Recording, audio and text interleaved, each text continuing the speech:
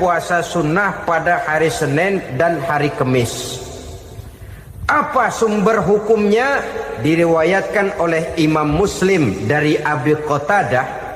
Rasulullah Shallallahu Alaihi Wasallam ditanya tentang puasa pada hari Senin. Kenapa Rasul melakukan itu? Beliau menjawab, zalika yaumu wulidtu fihi wa yaumu bu'istu au unzila alayya fihi. Hari Senin itu adalah hari di mana aku dilahirkan dan hari di mana aku dibangkitkan. Wahyu pertama turun kepadaku pun pada hari itu. Maka sunnah melaksanakan puasa pada hari itu. Adapun hari Kamis, ada hadis yang diriwayatkan oleh Imam Turmuzi dari Abi Hurairah, Nabi bersabda, tu'radul a'malu yaumul isnaini wal khamisi fa uhibbu ay yu'radu amali wa ana shaim.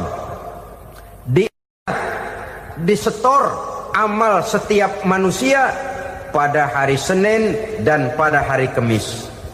Maka aku ingin, kata Nabi, agar pada saat amalku disetor itu aku sedang puasa. Jadi malaikat itu menurut riwayat ini mencatat dan menyetorkan catatan amalan seseorang pada hari Senin, hari Kamis. Tiap hari Senin amalan kita disetor oleh malaikat.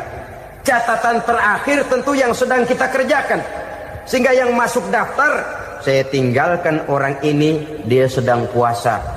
Karena naik catatan amalnya pada hari Senin. Kamis diangkat lagi, catatan paling akhir, saya tinggalkan orang ini, dia sedang puasa. Itu makna fa uhibbu ayyurada amali wa ana shaim. Aku senang kalau pada saat amalku disetor, catatan paling akhir aku lagi puasa. Satu keistimewaan. Alangkah celaka tiap amalan disetor kita sedang berbuat jahat.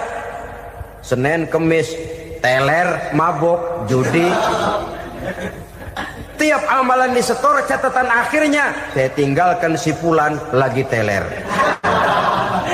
Laporan Senin. Kamis laporan lagi, saya tinggalkan si fulan lagi mirit kartu. Saudara hadirin yang saya muliakan, alangkah jeleknya catatan kita. Oleh karena itu sunnah puasa pada hari Senin dan hari Kamis. Ini amalan sunnah, saudara-saudara. Dan oleh karena ini amalan sunnah, sebagian ulama memberikan penjelasan, walaupun lupa niat, kalau sudah malam itu lupa niat, boleh niatnya sudah siang puasa sunnah ini, dengan catatan dari pagi belum makan apa-apa.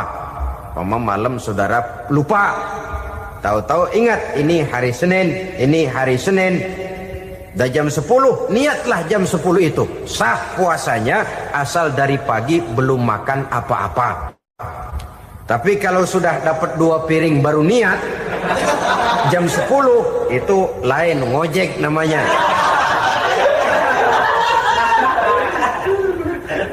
Allah Subhanahu wa ta'ala akan memuliakannya dengan 10 macam perkara. Saudara, ini keuntungannya. Yang pertama, orang yang puasa di hari-hari 10 bulan Zulhijjah diberikan al-barakah fi umrihi, diberikan keberkahan pada umurnya.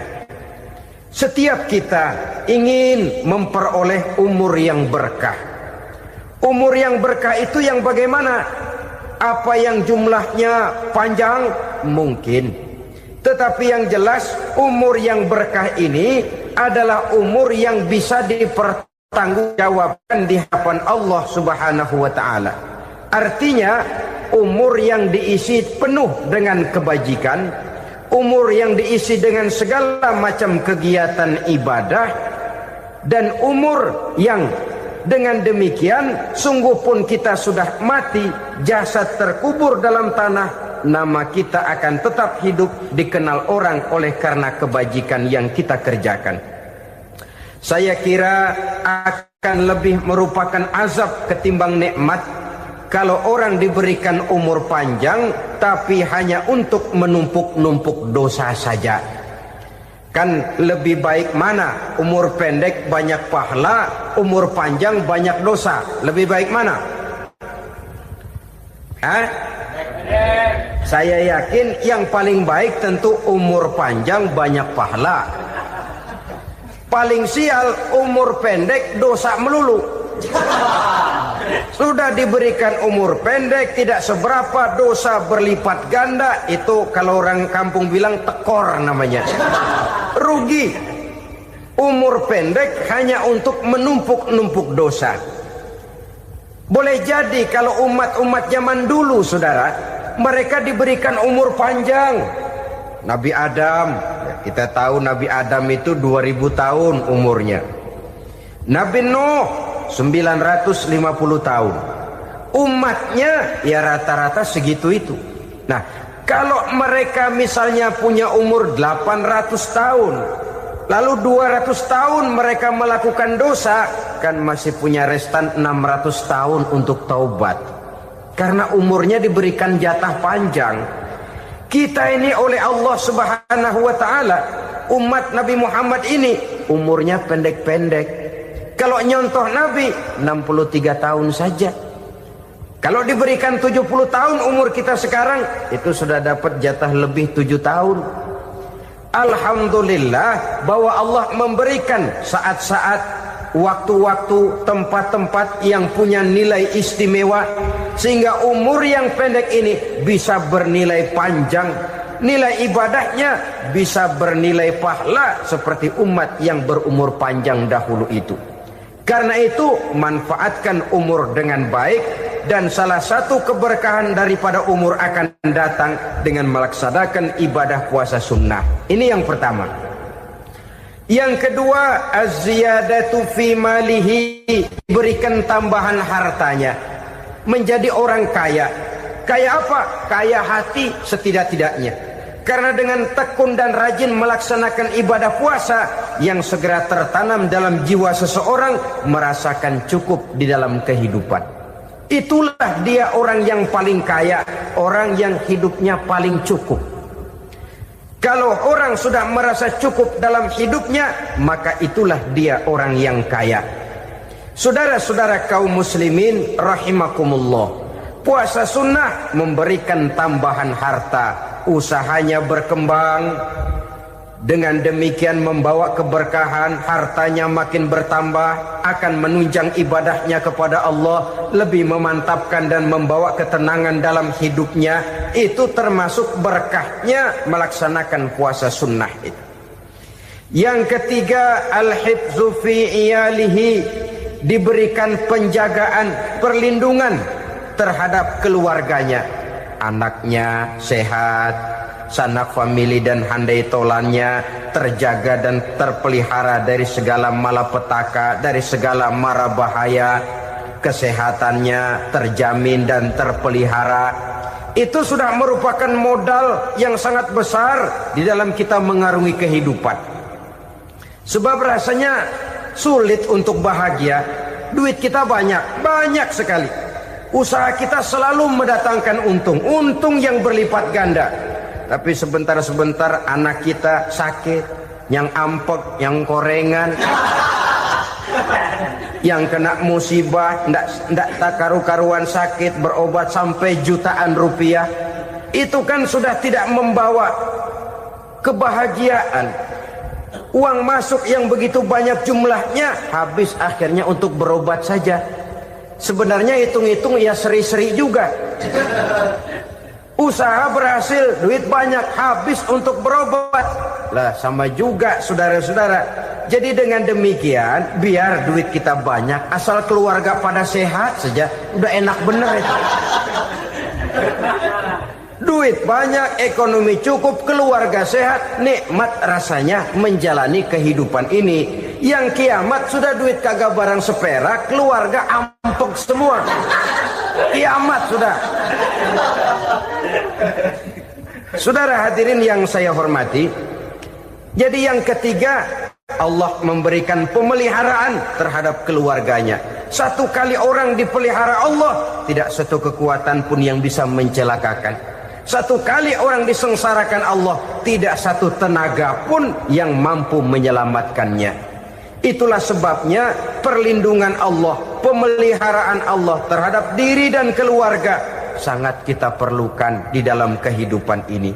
Dengan melaksanakan ibadah puasa, kita mendekatkan diri kepada Allah. Dengan dekat kepada Allah, maka Allah pun dekat kepada kita.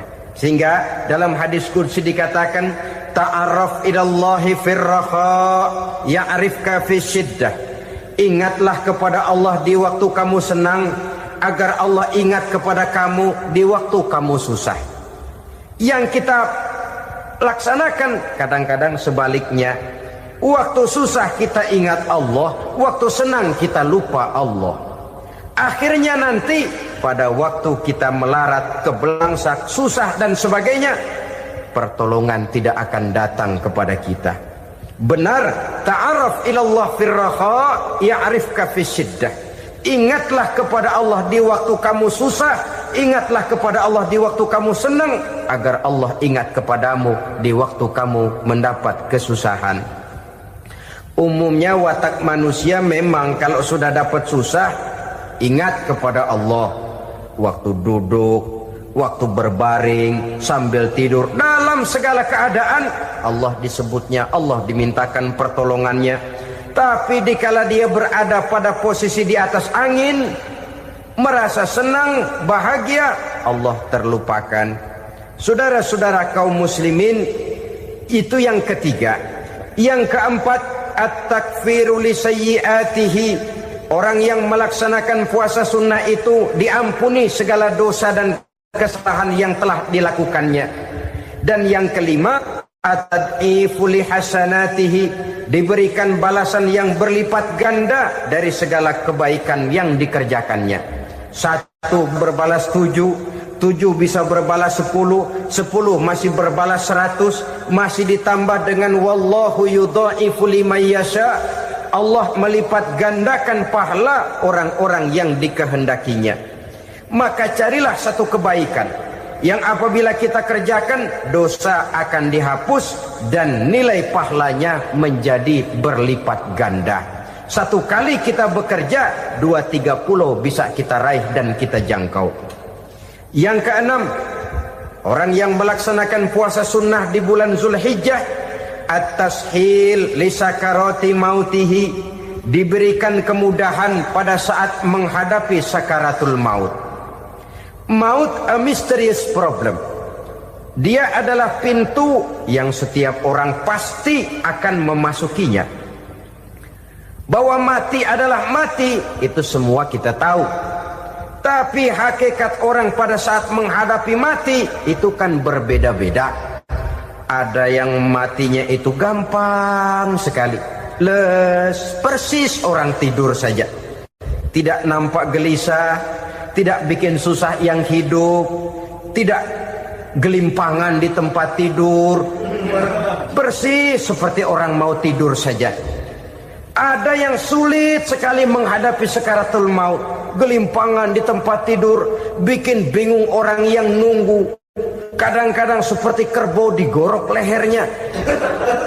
Saudara-saudara, sulit menghadapi sakaratul maut. Oleh karena itu Rasulullah sallallahu alaihi wasallam sering beliau itu kalau berdoa membaca Allahumma hawin alayya fi sakaratil maut. Ya Allah, mudahkan saya di dalam menghadapi sakaratul maut. Rasulullah saja, saudara, orang yang ibadahnya paling banyak, orang yang hatinya paling bersih, orang yang akhlaknya paling luhur, masih berdoa semacam ini. Mohon dimudahkan oleh Allah agar mudah menghadapi sakaratul maut. Apalagi kita, terus terang kita ini paling-paling kelas muhtalid, bangsa sama pahala mau sama dosa doyan. Lebih perlu lagi menghadapi sakaratul maut, sehingga apabila malaikat maut datang menjemput nyawa kita, dimudahkan, jangan dibikin sulit, supaya mudah. Jadilah orang baik-baik. Wah, biasanya kalau banyak yang mati, malaikat maut juga kali main-mainin dulu tuh orang. utak-atik, ditakut-takutin dan segala macam. Saudara hadirin yang saya hormati, maka menghadapi sakaratul maut ini merupakan kunci. Apakah seseorang bisa husnul khatimah atau bisa su'ul khatimah? Salah satu jalan untuk memudahkan diri menghadapi sakaratul maut, melaksanakan puasa sunnah di bulan Zulhijjah ini. Yang ketujuh, ad-diya'u li zulumati qabrihi, diberikan terang di alam kuburnya. Kubur, saudara tahu, saudara tentu sering lihat orang dimasukkan ke liang lahat, ditutup dengan papan, dinding ari kata kita di kampung, lalu diuruk lagi dengan tanah. Dalamnya liang lahat, gelapnya liang lahat, gelapnya diuruk dengan tanah, gelapnya di dalam kubur, tiga gelap yang menjadi satu. Bapak moyangnya gelap.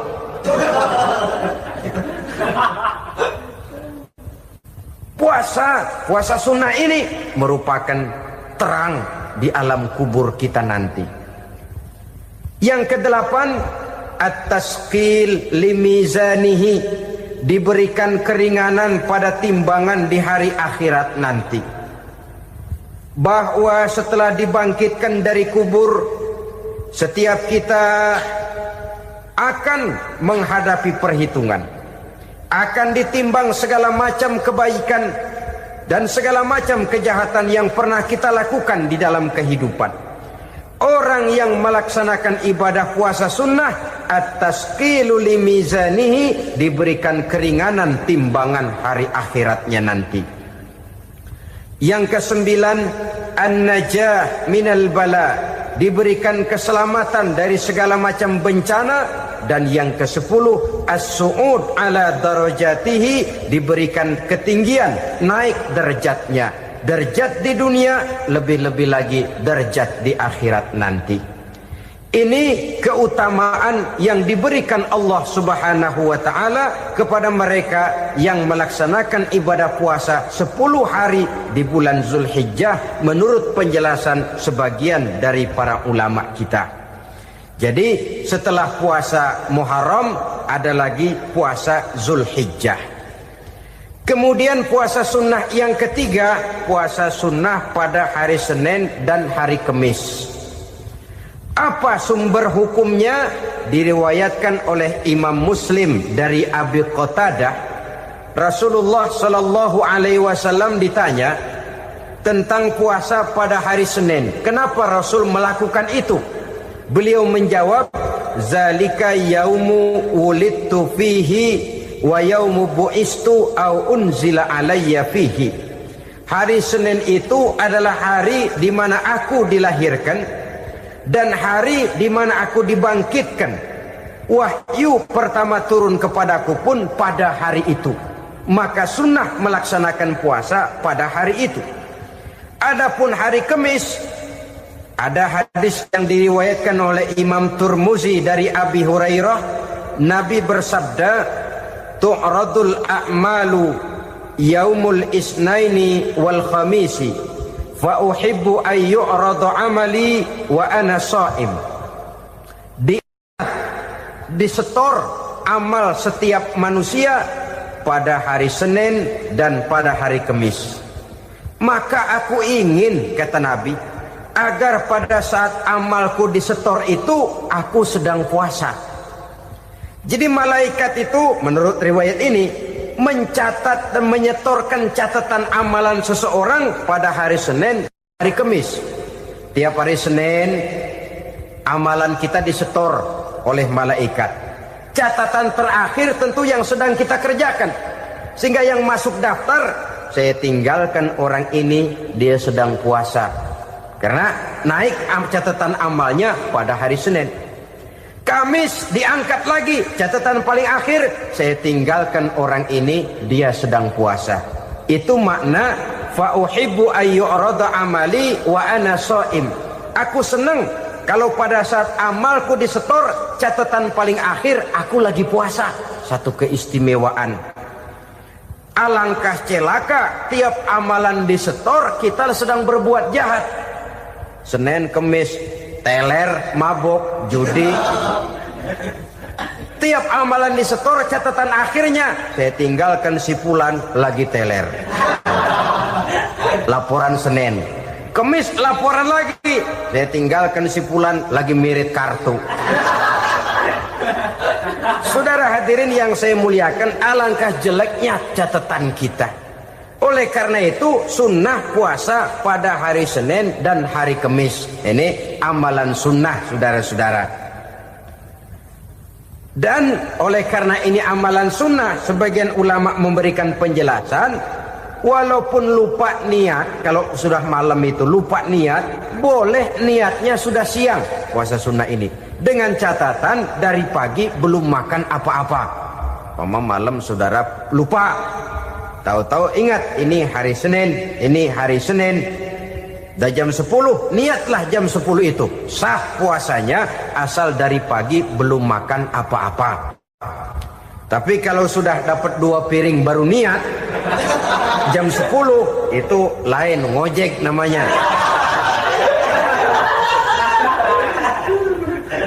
Jadi puasa sunnah yang ketiga, puasa pada hari Senin dan hari Kamis. Yang keempat, puasa jenis sunnah yang keempat, puasa 6 hari di bulan Syawal. Diriwayatkan oleh Imam Muslim dari Abi Ayyub bahwa Nabi bersabda, "Man shoma Ramadhana summa atba'ahu sittan min Syawal kana kasyamid dahri."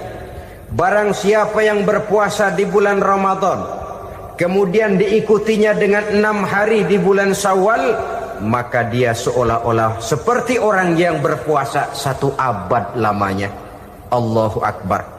Demikian besar keuntungannya. 6 hari di bulan Syawal sama dengan orang yang berpuasa 1 abad lamanya. Ini fadailul a'mal, saudara-saudara. Jangan diartikan karena menang sudah puasa 6 hari bulan Syawal, Ramadan tahun depannya lantas nggak puasa. Kenapa? Ukurannya sudah 1 abad. Bukan itu pengertiannya. Ini mendorong orang memberikan ganjaran pahala yang sedemikian besar. 6 hari setelah Ramadan, artinya di bulan Syawal. Tidak pada hari pertama Syawal karena haram hukumnya berpuasa pada hari fitri itu. 6 hari di bulan Syawal. Tinggal lihat yang mampunya saja. Boleh berurutan, boleh tidak berselang-seling, boleh. Asal saja jumlahnya 6 hari selama masih bulan Syawal itu. Hari ini 3 hari lagi, 4 hari lagi, diselang-seling atau berurutan, itu juga lebih baik. Puasa sunnah 6 hari daripada bulan Syawal. Kemudian yang kelima, puasa sunnah 3 hari pada setiap bulan. 3 hari pada setiap bulan. Diriwayatkan oleh Imam Bukhari dan Muslim dari Abi Hurairah. Abi Hurairah bercerita, "Ausani khalili sallallahu alaihi wasallam bisalasin." Kekasih saya Rasulullah berwasiat kepada saya, memesankan benar-benar kepada saya untuk melaksanakan 3 amalan yang terpuji. Pertama, siyamu salasati ayyamin min kulli syahrin. Puasa 3 hari dalam setiap bulan. Ini wasiat yang pertama. 3 hari pada setiap bulan. Tidak peduli bulan apa saja. Dalam artian ya bulan menurut perhitungan Islam ya. Muharram, Safar, Rabiul Awal, Rabiul Tsani, Jumadal Ula, Jumadil Akhir, Rajab, Sya'ban, Ramadan, Syawal, Zulqa'dah, Zulhijjah dan selanjutnya. 3 hari pada setiap bulan. Tanggalnya tanggal berapa saja. Lebih utama pada yang disebut Yaumul Bid, yaitu hari-hari di mana bulan menunjukkan purnama. Tanggal 13, tanggal 14 dan tanggal 15 pada setiap bulannya itu disunahkan melaksanakan puasa. Itu wasiat pertama, puasa 3 hari pada setiap bulan. Wasiat yang kedua, wa raka'atai duha, melaksanakan sholat duha sekurang-kurangnya 2 rakaat. Itu wasiat yang dipesankan benar kepada saya, kata Abi Hurairah. Pertama, puasa 3 hari pada setiap bulan.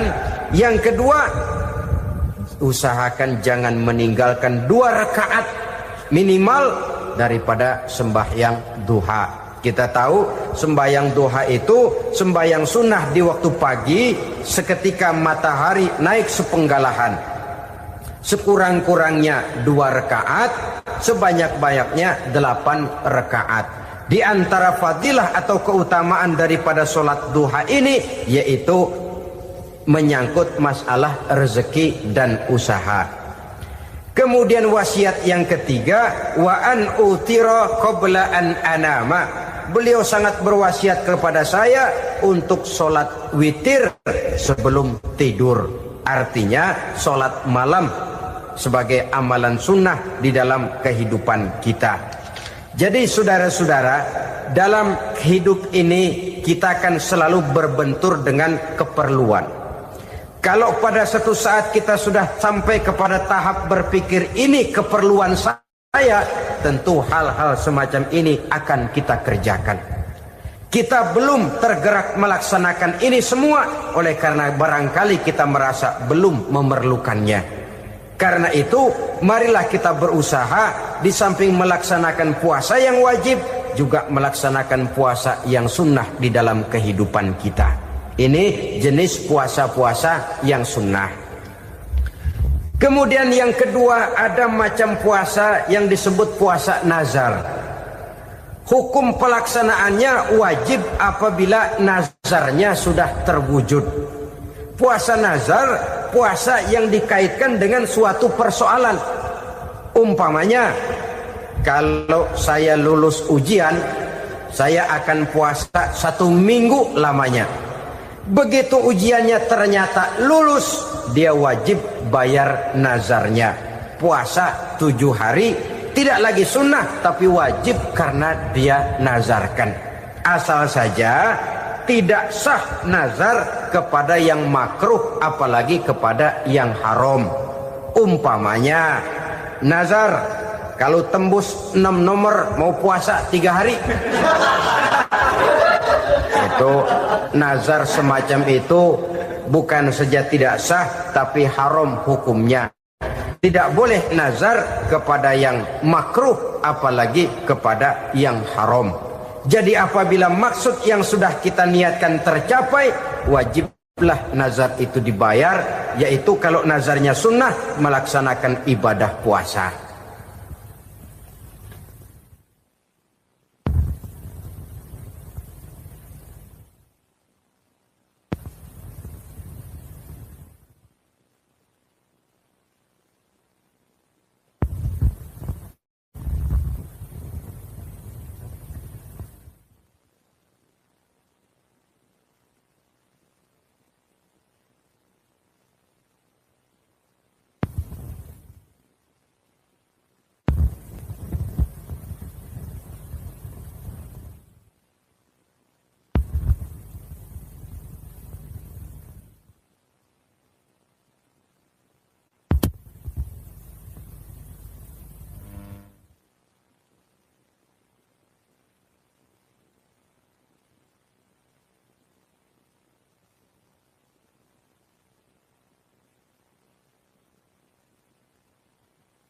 Saudara-saudara kaum muslimin rahimakumullah.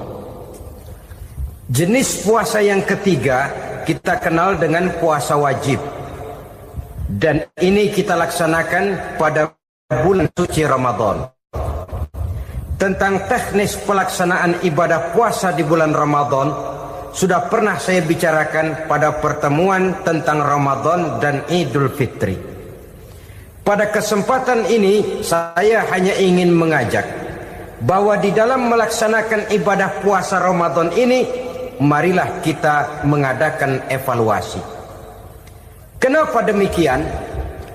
Barangkali secara jujur walaupun agak berat saya masih harus berkata masih banyak di antara kita umat Islam yang di dalam melaksanakan suatu ibadah terjebak dalam rutinitas ritual. Apa itu rutinitas ritual? Itu bahasa susah.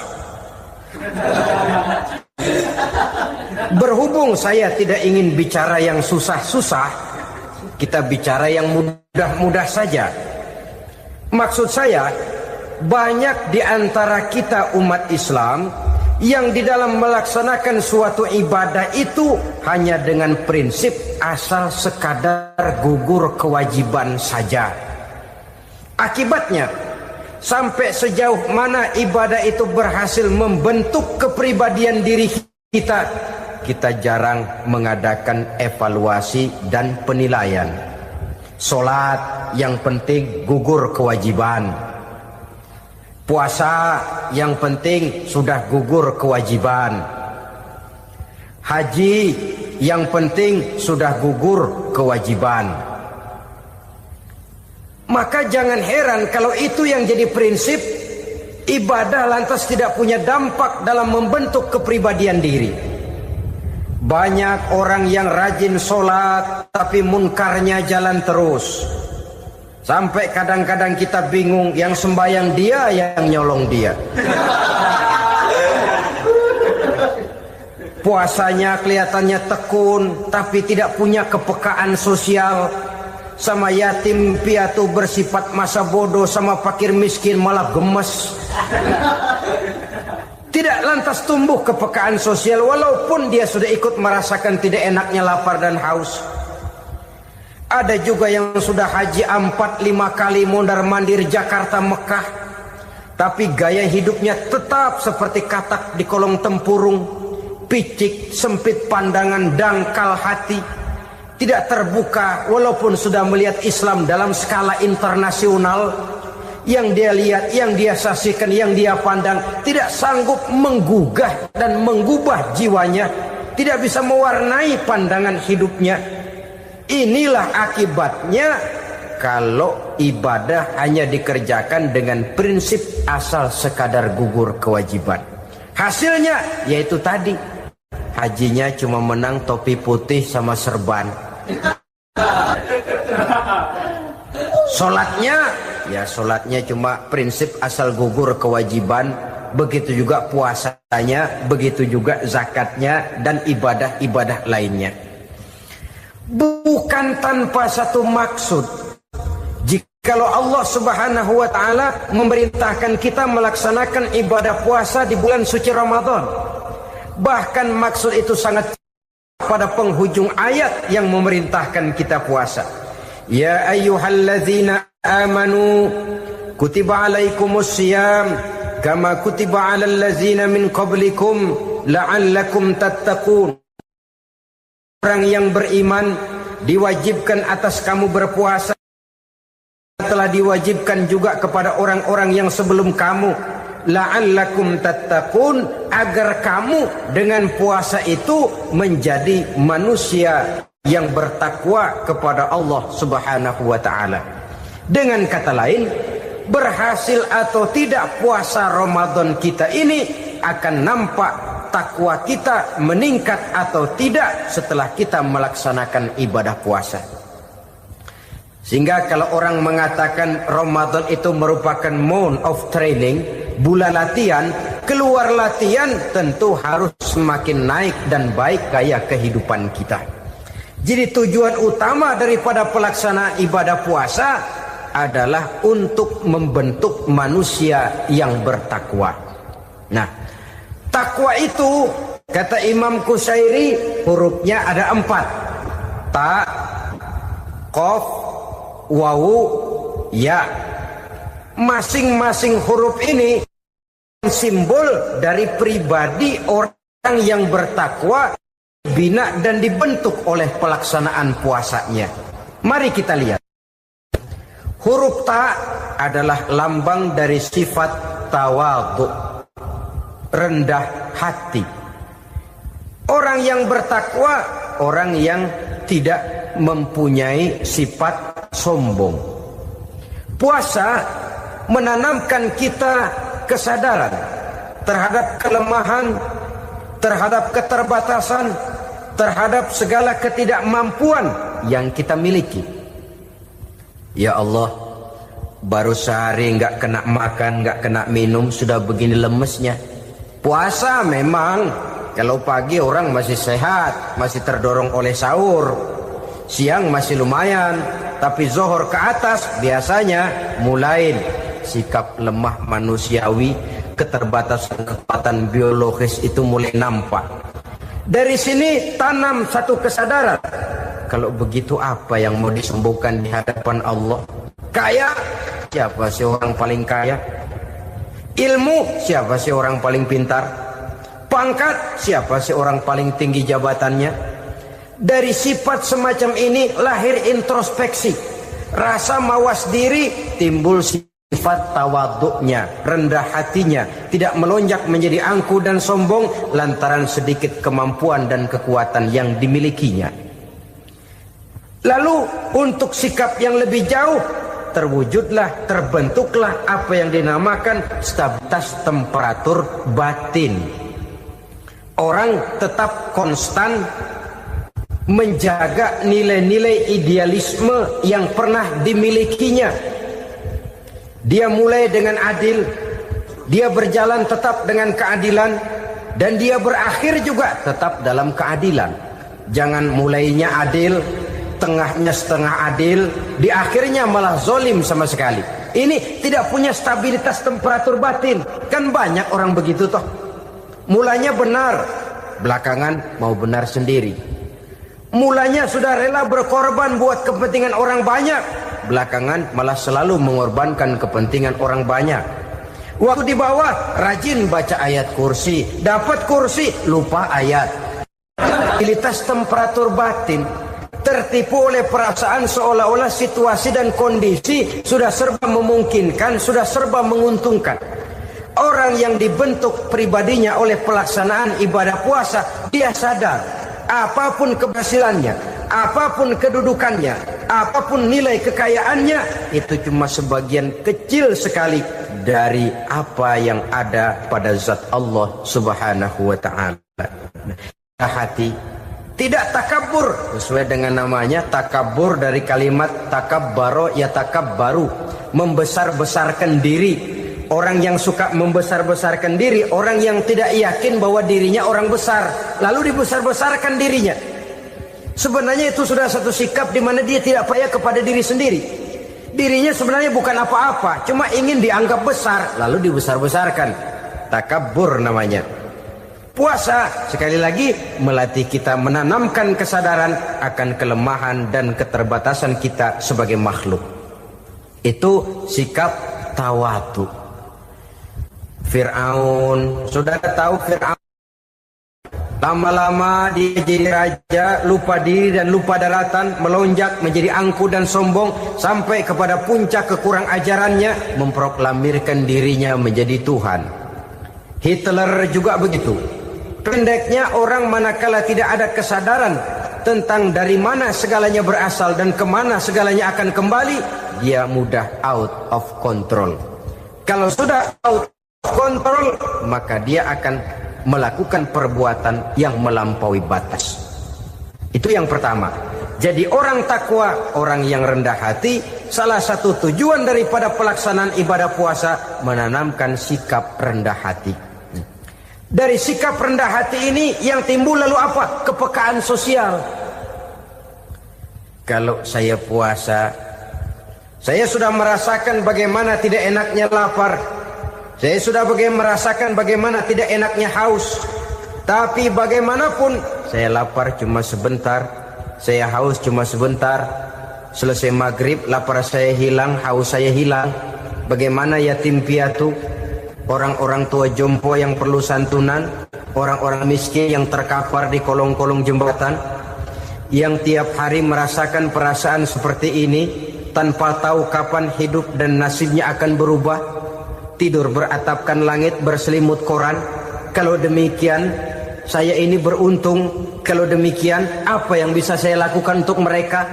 Kepekaan sosial ini lalu timbul dalam apa yang orang sekarang namakan solidaritas kesetiakawanan sosial. Hidup tidak hanya untuk kepentingan diri dan perutnya sendiri saja, tapi mau menolong, mau membantu orang yang memang memerlukan bantuan dan pertolongan itu sendiri. Jangan setelah tahu lapar tidak enak, haus tidak enak, tapi kita tidak mau tenggang rasa, tidak mau timbang rasa. Begini loh tidak enaknya lapar, begini loh tidak enaknya haus. Ini terjadi pada diri saya. Saya masih mampu, masih berbuka puasa. Bagaimana yang tiap hari merasakan seperti ini? Tidak Ramadan, tidak Syawal, tidak Zulqa'dah, tidak Zulhijjah. Selalu kelaparan dan kehausan. Dari sana timbul kepekaan sosial.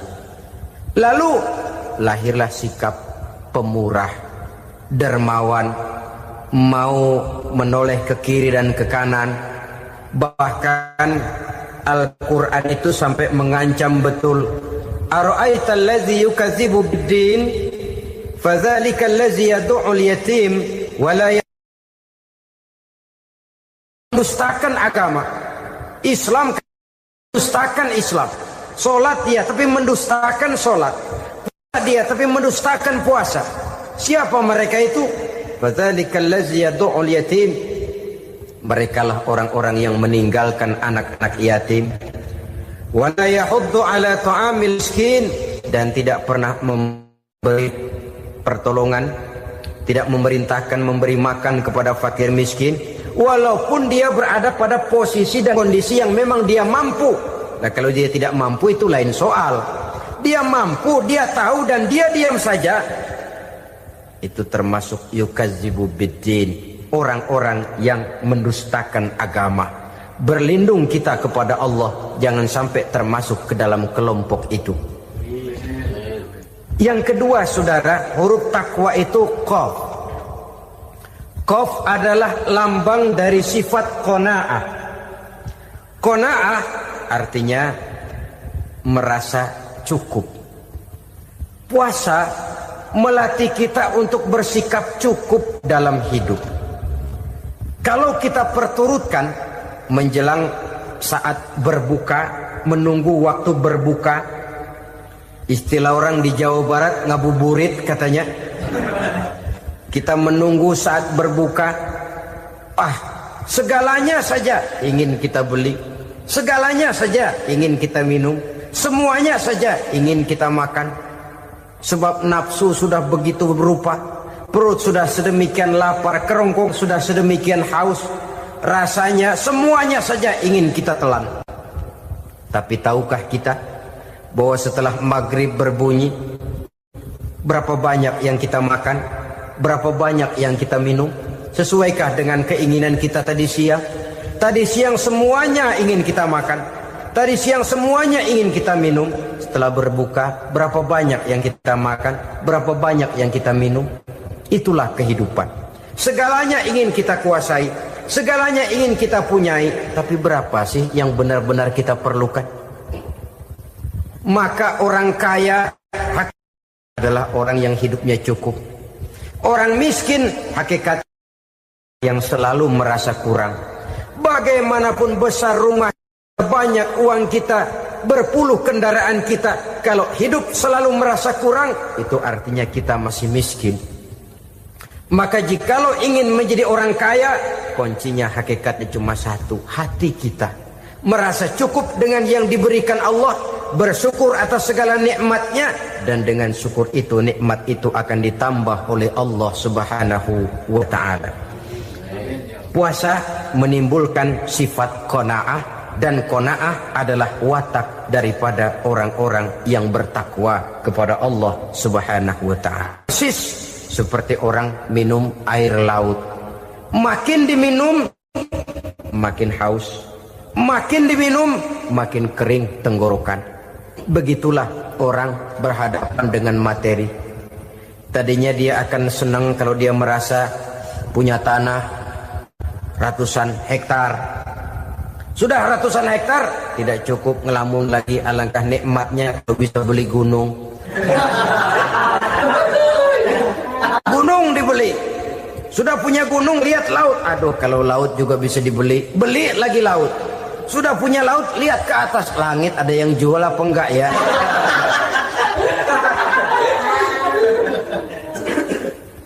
Seperti orang berhadapan dengan air laut yang makin diminum makin membuat kita haus dan makin kering tenggorokan ini. Maka itu harus dihentikan. Sikap untuk menghentikan itu tidak lain adalah dengan sifat qanaah itu tadi. Merasa cukup dengan apa yang diberikan Allah, mensyukuri nikmatnya. Itu yang kedua. Yang ketiga, pada kalimat takwa ada huruf wawu. Wawu adalah simbol dari sifat wara dengan ain. Wara, orang yang terpelihara dirinya baik dari yang syubhat, lebih-lebih dari yang haram. Syubhat, saudara tahu, barang yang remeng-remeng.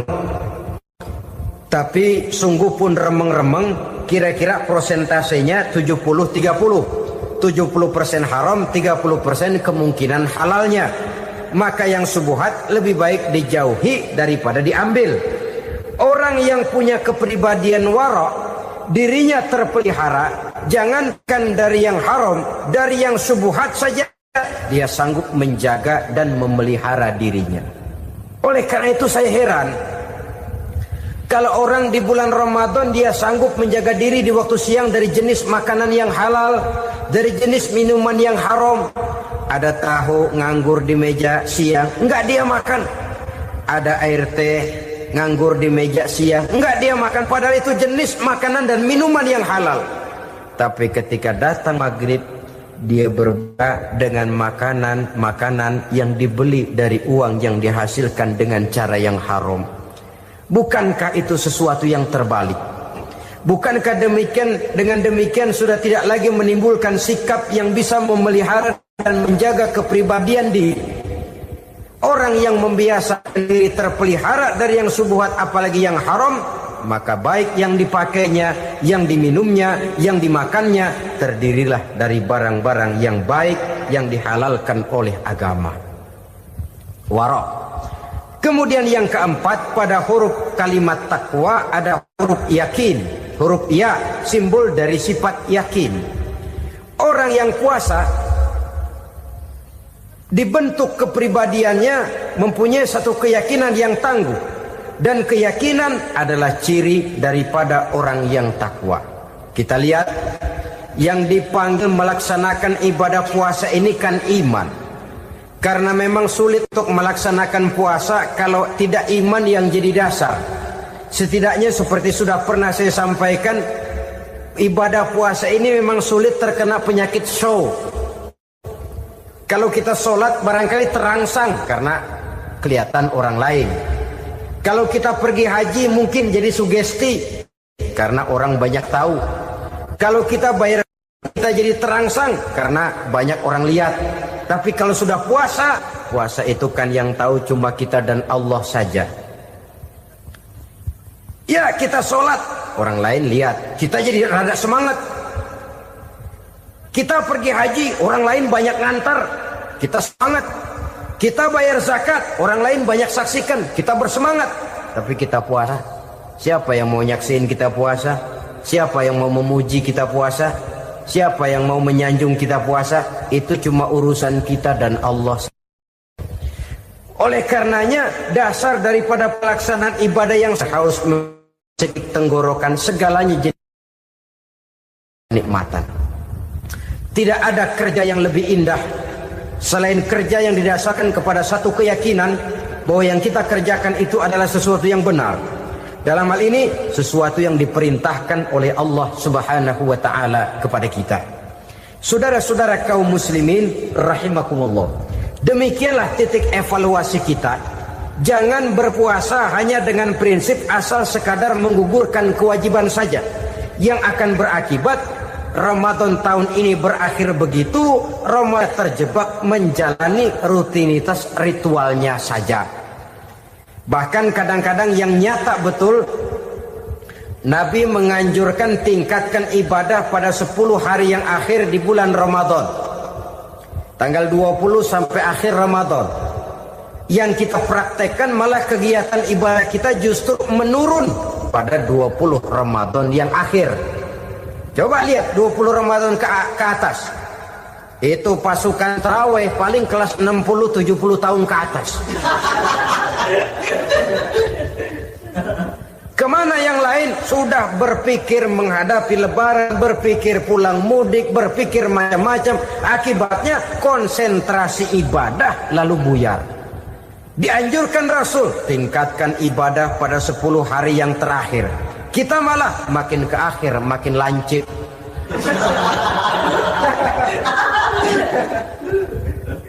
Saudara-saudara kaum muslimin rahimakumullah.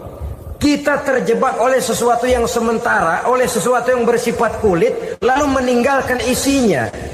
Padahal jikalau kita tidak mengisi Ramadan dengan kegiatan ibadah, berarti kita tidak keluar dari Ramadan dengan jiwa yang baru, yang sudah ditempa oleh pengalaman ibadah di bulan Ramadan. Artinya kita tidak kembali kepada fitrah, kesucian seperti saat kita dilahirkan. Lalu kalau kita tidak kembali kepada fitrah, apa yang mau kita rayakan pada Idul Fitri itu? Di mana letak kegembiraan kita? Di mana letak kebahagiaan hati? Kembalikah kita kepada fitrah? Tidak. Benarkah puasa yang kita kerjakan? Kelihatannya juga tidak.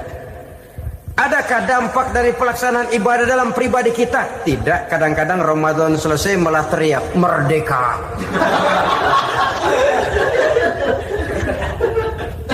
Kalau tadinya Ramadan dia merasa terhalang, mau keluar siang, mau makan siang, bulan puasa, mau minum siang, bulan puasa, mau gandengan, bulan puasa. Ramadan selesai, kibarin bendera, teriak merdeka. Lalu kembali merajalela. Saudara-saudara, dampaknya tidak akan kelihatan. Padahal puasa yang baik, la'allakum tattaqun, membentuk manusia yang bertakwa kepada Allah Azza wa Jalla.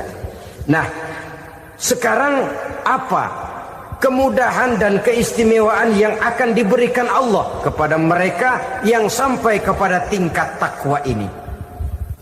Al-Quran menjelaskan, pertama, may yattaqillaha yaj'al lahu makhraja. Barang siapa yang bertakwa kepada Allah Subhanahu wa taala, maka dia akan diberikan makhraja. Makhraja itu jalan keluar dari segala macam kesulitan.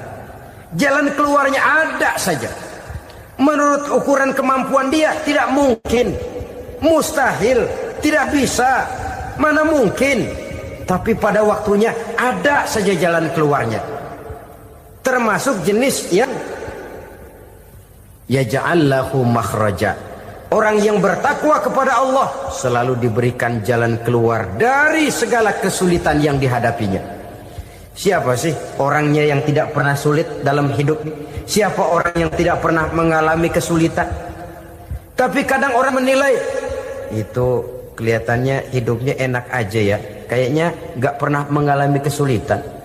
Sebenarnya bukan tidak pernah mengalami kesulitan, Allah selalu memberikan jalan keluar dari segala kesulitan yang dihadapinya.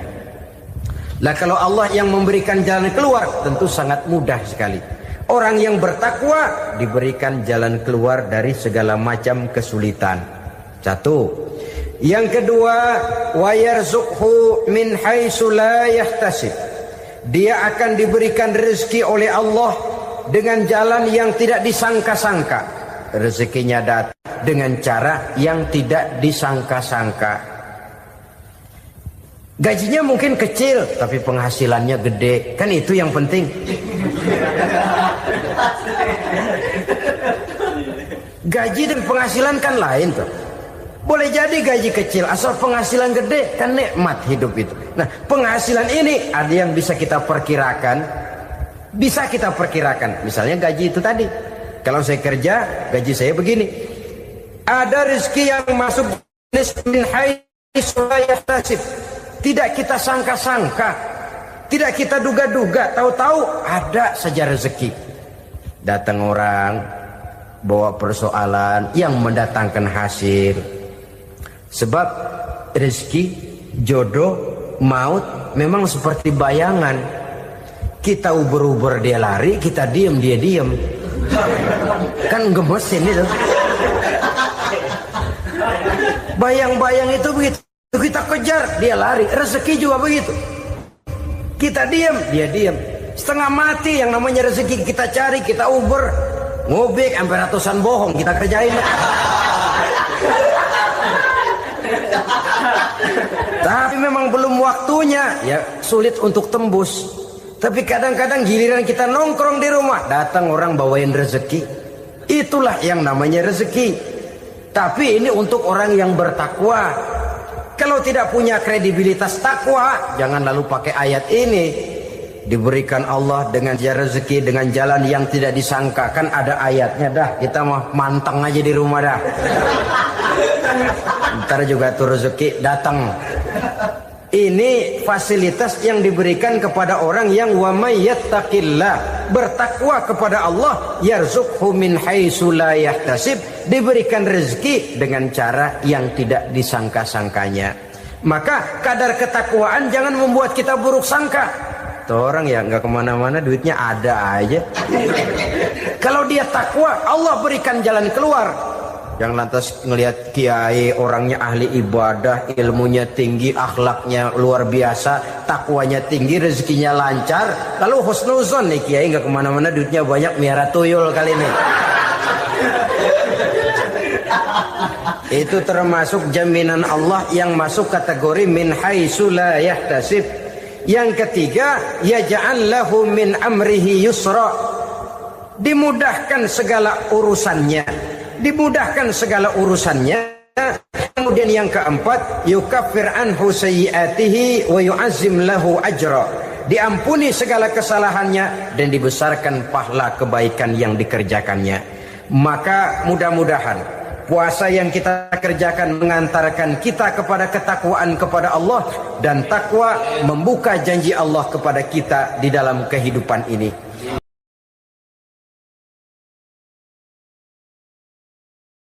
7 macam perkara yang merusak akidah dan keimanan, merusak amal perbuatan yang sudah kita kerjakan, merusak sendi-sendi kehidupan sosial, pendek kata merusak segala hal di dalam kehidupan kita. Jauhilah olehmu 7 macam perkara yang merusak. Yang pertama, asyirku billah, menyekutukan Allah subhanahu wa ta'ala. Agama dimulai dari keyakinan, maka kehancuran agama selalu dimulai dari kehancuran keyakinan, iman atau akidah yang dimiliki oleh seseorang. Dan untuk menghancurkan nilai-nilai iman yang kita miliki ini, orang rasanya tidak akan menghantam kita dengan peluru kendali. Orang tidak akan mengirimkan nuklir ke sini. Orang tidak juga akan mengirimkan satuan militernya ke sini. Untuk menghancurkan nilai-nilai iman, dibanjiri kita dengan paham-paham yang merusak dan mendangkalkan akidah. Baik ia bernama materialisme, baik ia bernama sekularisme, baik ia bernama banjirnya maksiat dan munkarat, baik ia bernama banjirnya peradaban dan kebudayaan yang menghancurkan moral daripada anak-anak kita, sedikit demi sedikit melenturkan dan melunturkan nilai-nilai keimanan kita, untuk kemudian pada waktunya nilai iman itu akan bertukar dan berganti menjadi nilai syirik kepada Allah subhanahu wa ta'ala. Atau pada sisi lain, menjadikan yang selain Allah sebagai tujuan akhir daripada kehidupan kita. Sedangkan kita sama-sama maklum bahwa di dalam pandangan agama Islam, dosa yang tidak berampun, dosa yang terbesar, termasuk dalam kategori bapak moyangnya dosa, tidak lain adalah syirik, yakni menyekutukan Allah subhanahu wa ta'ala.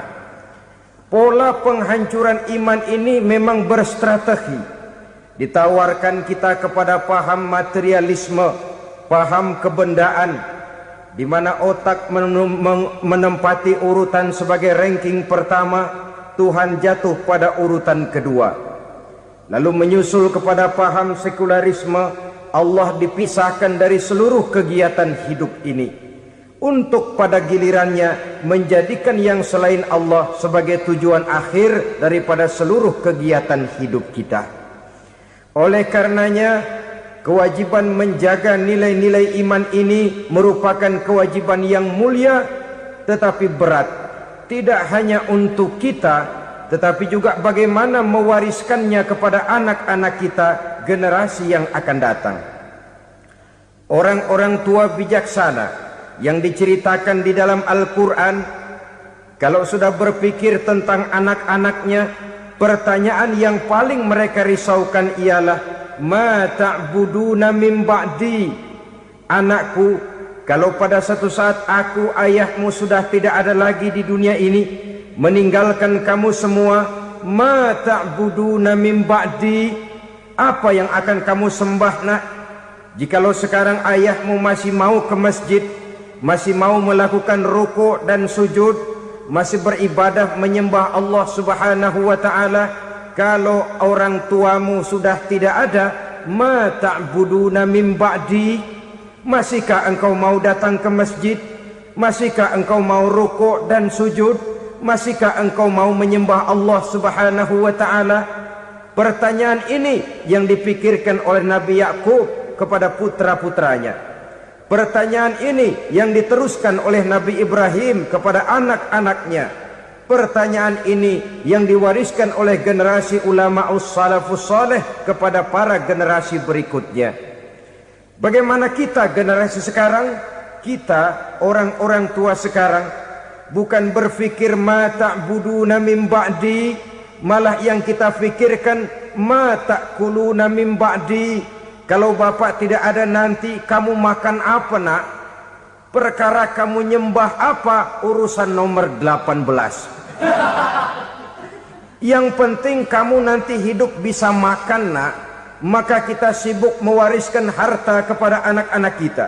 Kita sibuk mewariskan kebun dan tanah kepada anak-anak kita.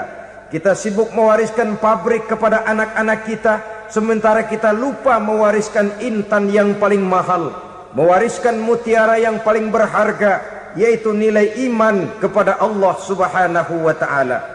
Alangkah baiknya apabila warisan harta, warisan tanah dan kebun, warisan rumah dan pabrik didasari lebih dahulu dengan mewariskan nilai iman kepada Allah Subhanahu wa taala. Sebagai orang-orang tua, kita boleh bersedih kalau anak kita tidak mengerti komputer. Kita boleh bersedih kalau anak kita tidak mengerti matematika. Kita boleh bersedih kalau anak kita tidak mengerti bahasa Inggris. Tapi sewajarnya lebih bersedihlah kita orang tua jikalau mempunyai anak yang tidak kenal Allah sebagai Tuhannya, yang kemudian tidak mau rukuk dan sujud kepada Allah Tuhannya. Itulah kemalangan yang paling malang bila kita meninggalkan generasi yang tidak bertauhid kepada Allah Subhanahu wa taala. Betapapun anak kita tidak ngerti komputer, saudara, paling-paling kerugiannya cuma kerugian dunia. Masuk dia ke alam barzakh, munkar nakir tidak akan sempat tanya kau belajar komputer apa tidak. Kumpul dia di padang mahsyar, malaikat juga tidak akan tanya matematikamu nilainya berapa. Yang ditanya kau kenal Allah, kau rukuk dan sujud kepadanya, kau pernah datang ke masjid. Oleh karena itu sekali lagi, menjaga nilai iman tidak hanya untuk kita, tetapi juga mewariskannya kepada anak-anak kita, generasi yang akan datang. Sungguh kemalangan yang paling besar apabila kita meninggalkan anak-anak kita. Mereka kita tinggalkan lemah ekonominya, itu tidak baik. Mereka kita tinggalkan lemah otaknya, itu pun akan membuat mereka tertinggal oleh yang lain. Tapi yang paling celaka, jikalau kita tinggalkan mereka dalam kondisi lemah imannya, rapuh akidahnya, tidak baik dan tidak betul keyakinan hidupnya. Oleh karena itu Nabi berpesan, jauhilah 7 perkara yang merusak. Yang pertama, syirik kepada Allah Subhanahu wa taala. Menyekutukan Allah baik dalam ucapan, dalam keyakinan ataupun dalam perbuatan. Ini perkara pertama yang termasuk 7 perusak besar di dalam kehidupan. Kalau sudah jatuh kita ke lembah syirik, bagaimanapun banyak kebaikan yang kita kerjakan, berjiwa sosial, bertangan pemurah, gemar menolong orang lain, kalau memang dasarnya syirik, maka seluruh kebaikan kita akan hancur, tidak akan ada nilainya dalam pandangan Allah Subhanahu wa taala. Dalam pandangan manusia, mungkin kita dicatat sebagai orang sosial, gemar menolong orang lain, tidak berpangku tangan melihat orang yang mendapat kesulitan, tapi oleh karena dasarnya syirik, dasarnya tidak mentauhidkan Allah, maka seluruh nilai kebaikan yang kita kerjakan tidak akan ada nilainya dalam pandangan Allah Subhanahu wa taala. Maka jagalah iman kita jangan sampai dihinggapi penyakit syirik yang bagaimana kecilnya sekalipun. Sekali lagi, baik syirik dalam bentuk ucapan, syirik dalam bentuk keyakinan, sampai kepada syirik dalam bentuk perbuatan, kita berhindar kepada sifat-sifat yang sedemikian itu. Karena apa? Dalam satu ayat Quran Allah Subhanahu wa taala menjelaskan, innallaha la yaghfiru ayyushraka bih wa yaghfiru ma duna dzalika liman yasha. Allah tidak akan memberi ampun kepada orang-orang yang menyekutukannya, tapi Allah masih mau memberikan ampun kepada dosa-dosa yang selain itu bagi orang-orang yang dikehendakinya. Dosa selain syirik, apabila kita bertaubat, Allah masih mau mengampuni. Tapi kalau sudah jatuh ke tempat syirik, itu sudah dosa yang tidak berampun. Taubatnya tidak lain melepas syirik, kembali kepada tauhid, berkeyakinan bahwa hanya ada Allah Subhanahu wa taala, Tuhan satu-satunya yang lam yalid wa lam yulad wa lam yakul lahu kufuwan ahad. Tidak beranak, tidak pula diperanakkan, dan tidak satupun yang dapat menyerupai Tuhan Allah Subhanahu wa taala. Saudara-saudara kaum muslimin rahimakumullah, bahwa kita di zaman sekarang memang tidak menyembah berhala, ya. Bahwa kita tidak berterang-terangan mengatakan Tuhan lebih dari satu, memang. Bahwa kita tidak berkeyakinan Tuhan itu punya anak atau diperanakkan, tentu. Tapi dalam perbuatan dan i'tiqad, kita kadang-kadang jatuh tanpa kita sadari ke tempat yang bernama syirik ini. Oleh karenanya, di zaman di mana teknologi makin canggih, di mana kemajuan pembangunan makin menjangkau berbagai aspek kehidupan, diperlukan keseimbangan antara kemajuan fisik material dengan kemajuan mental spiritual. Apabila tidak ada keseimbangan, yang terwujud tentulah kepincangan, yang diawali dengan pincangnya cara kita berpikir, sehingga pada akhirnya akan mengarah kepada pincangnya cara kita berbuat dan bertindak di dalam kehidupan kita. Oleh karena itu Nabi berpesan, jauhilah sifat syirik, karena syirik merupakan dosa yang teramat besar. Ini sifat merusak yang pertama. Yang kedua, kata Nabi, wasihra, jauhilah sihir. Sihir ini juga termasuk perkara yang merusak kehidupan. Kita semua sama-sama maklum bahwa sihir sebenarnya bukan persoalan baru. Sejak sebelum datang Islam, sihir itu sudah ada. Di zaman Yunani kuno, sihir ada. Di zaman Mesir kuno, di zaman Cina kuno, dan yang lain-lain yang serba kuno, sihir itu sudah ada. Bahkan para nabi pun, para rasul yang diutus oleh Allah Subhanahu wa taala, senantiasa berhadapan dengan ahli-ahli sihir untuk menguji kebenaran dari misi yang mereka bawa. Sihir adalah perbuatan di luar kebiasaan yang bisa dikerjakan oleh ahlinya dengan bantuan jin atau setan. Hukum mempelajari sihir adalah haram, mengamalkannya lebih haram lagi. Sebab itu saudara-saudara, sihir merupakan perbuatan merusak yang harus kita jauhi. Ciri-ciri daripada perbuatan sihir, pertama ia mengandung tipuan, bayangan khayal. Di zaman Nabi Musa misalnya, orang melihat tambang-tambang itu seperti ular. Nabi Musa melayangkan tongkatnya menjadi ular-ular besar yang memakan ular-ular kecil ciptaan tukang-tukang sihir Fir'aun tadi. Lalu sihir bisa terjadi dengan bantuan jin kafir atau setan. Kemudian ciri yang ketiga, sifatnya halus dan tersembunyi. Taruh kata ada seorang ahli sihir yang mempergunakan ayat-ayat Quran sebagai jompa-jampe, sebagai baca-bacaan, itu cuma sekedar kedok. Tujuannya tidak lain menjadikan agama sebagai kedok untuk membenarkan cara yang dimurkai oleh Allah Subhanahu wa ta'ala. Satu hadis yang diriwayatkan oleh Imam Bazar dan Tabrani, Nabi berpesan, "Laisa minna man tatayyara lahu au takahhana au tukuhhina lahu au sahira lahu." Tidak termasuk ke dalam golonganku, kata Nabi. Tidak termasuk umatku. Siapa mereka? Man tatayyara lahu, orang yang bertatoyur.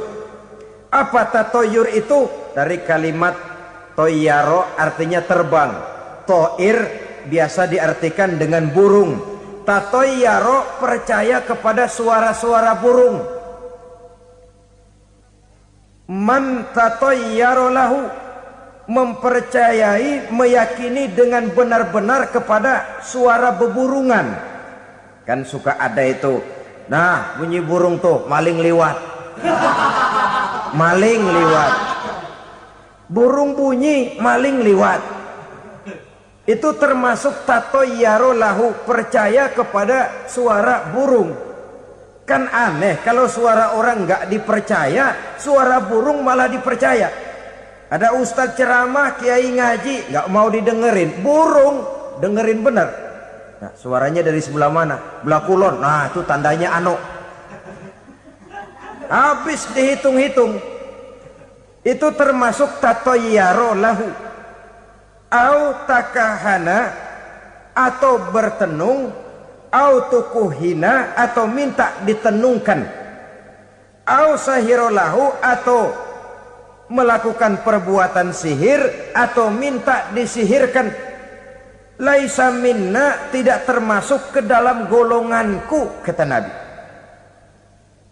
Sehingga dengan demikian saudara-saudara, menghadapi sihir dengan sihir sekalipun termasuk perbuatan yang tidak diajarkan oleh agama. Kita kan mempelajari sihir untuk jaga diri. Tidak apa-apa, yang dilarang mengamalkannya, dilarang juga mempelajarinya. Sebab orang kalau sudah mengetahui, biasanya lalu terangsang untuk mencoba. Kalau percobaannya berhasil, biasanya terangsang untuk coba lagi dan coba lagi.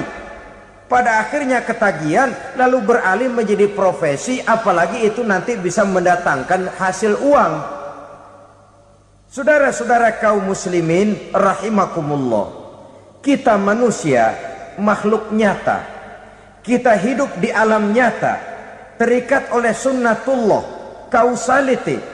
Oleh karenanya, bagi kita keyakinan yang penuh, keikhlasan di dalam bertuhankan Allah, penyerahan diri sepenuhnya hanya kepadanya, itu sudah merupakan obat penangkal yang sangat ampuh agar kita tidak terkena penyakit-penyakit yang dibuat oleh setan dan para pembantunya.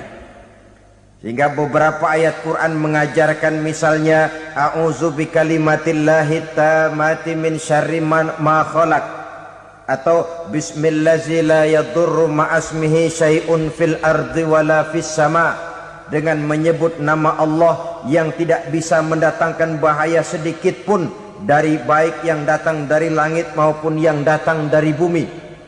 Jiwa yang kosong dari keyakinan yang penuh kepada Allah, jiwa yang penuh was-was dan ragu-ragu, itu yang mudah terserang oleh penyakit-penyakit yang dikerjakan oleh para tukang-tukang sihir, yaitu oleh setan dan seluruh para pembantunya. Kemudian hadis kedua yang diriwayatkan oleh Imam Ibnu Hibban, Nabi bersabda, la yadkhulul jannata mudminu khamrin wala mu'minu bisihrin wala qati'u rahmin. Tidak masuk surga. Ini Nabi yang bilang, tidak masuk surga. Siapa itu? Pertama, mudminu khamrin, orang yang berkekalan dalam mabuk. Selalu mudminun itu sudah menjadi perbuatan rutinnya, tidak kapok-kapoknya, teler seumur hidup. Mudminu khamrin, tidak masuk surga orang yang selalu bermabuk-mabukan. Yang kedua, wala mu'minu bisihrin, orang mukmin tapi main sihir. Ini juga oleh Nabi diperingatkan, tidak akan masuk surga orang mukmin tapi suka main sihir. Wala qati'u rahmin, dan tidak juga orang yang memutuskan silaturahmi. 3 macam manusia yang diperingatkan Nabi tidak akan masuk surga.